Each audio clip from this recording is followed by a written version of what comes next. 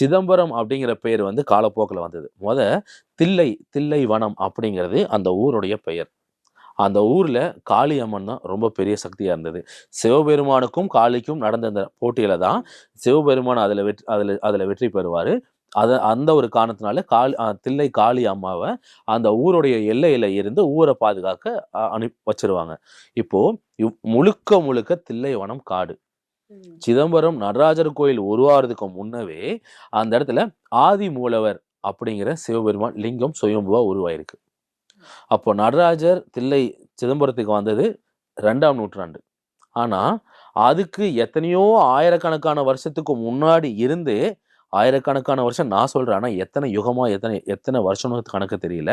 அவ்வளோ வருஷமாவே அங்க இருக்க லிங்கம் இருக்கு. ஆதிமூலநாதர் லிங்கம். அவரும் அந்த ஆதிமூலநாதர் லிங்கத்துக்கும் அதுக்கு பின்னாடி சிதம்பரத்துல ஒரு 3 கிலோமீட்டர் தூரத்துல போனா